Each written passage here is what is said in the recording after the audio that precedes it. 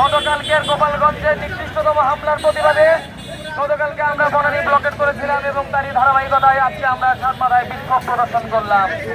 আমাদের জুলাই বিপ্লবীরা কিন্তু এখনো ঘরে ফিরে যায় নাই।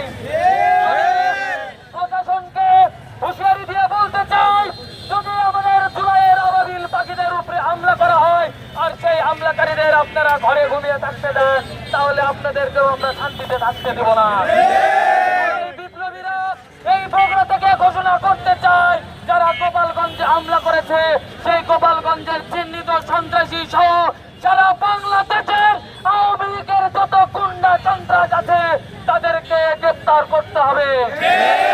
প্রিয় জনতা, এই মুহূর্তে আপনাদের সামনে সংক্ষিপ্তভাবে কথা বলবে গণতান্ত্রিক ছাত্র সংসদের বগুড়ার আহ্বায়ক জনাব তুহিন ইসলাম।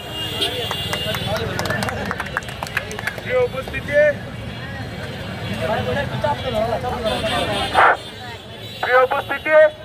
আপনারা দেখেছেন আমাদের এই দলকানা প্রশাসন তাদের তথাকথিত যে দ্বিদলীয় এস্টাবলিশমেন্ট সেখান থেকে এখনো বেরিয়ে আসতে পারে নাই।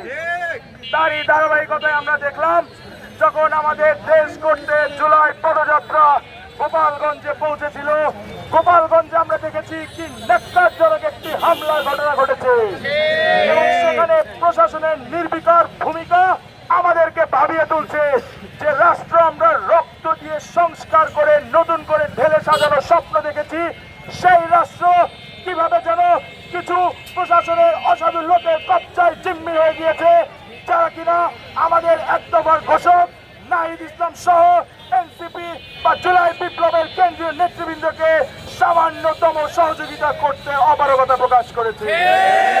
আপনারা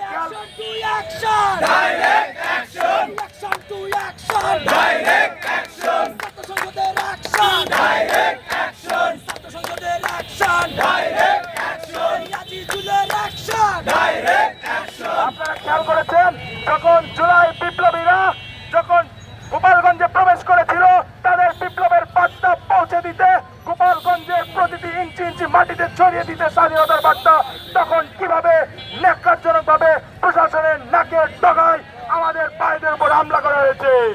আমরা এই ঘটনার তীব্র নিন্দা এবং প্রতিবাদ জানাচ্ছি, সেই সাথে এই তথাকথিত এস্টাবলিশমেন্টের সংস্কার দাবি করছি এবং এই সংস্কার না হওয়া পর্যন্ত গণতান্ত্রিক ছাত্র সংসদ বা জাতীয় নাগরিক পার্টি এনসিপি ঘরে ফিরে যাবে না। এই আশাবাদ ব্যক্ত করে আমি আমার সংক্ষিপ্ত করে শেষ করছি। আসসালামু আলাইকুম। ইনকিলাব ইনকিলাব জিন্দাবাদ জিন্দাবাদ জিন্দাবাদ জিন্দাবাদ ইনকিলাব আবু সাইদ মুক্ত। এনসিপির বগুড়া জেলা সমন্বয়কারী সংসদের সদস্য অ্যাডভোকেট ইজাজুল ওয়াসিদিন ভাই। বিপ্লবী উপস্থিতি, আপনারা জানেন যে গতকালকে গোপালগঞ্জে আমাদের নেতৃবৃন্দের উপরে যে ন্যক্কারজনক হামলা হয়েছে, তারপরে এখনো পর্যন্ত তার আমরা কিন্তু আটক দেখতে পাই নাই, খুবই সীমিত সংখ্যক আটক করা হয়েছে। আমরা চাই যে গোপালগঞ্জের যে সন্ত্রাসীরা আমাদের নেতৃবৃন্দের উপরে হামলা করেছে তাদেরকে দ্রুত আটক করা হোক। আর এই যে প্রশাসন, অথর্ব ইন্টারিম, যারা এখনো পর্যন্ত জুলাই আন্দোলনের বিপ্লবীদের নিরাপত্তা দিতে পারে না, যারা গোপালগঞ্জের জনগণের নিরাপত্তা দিতে পারে না, তারা কিভাবে বাংলাদেশে একটি সুষ্ঠু নির্বাচন অনুষ্ঠান করবে যথেষ্ট সন্দেহ রয়েছে।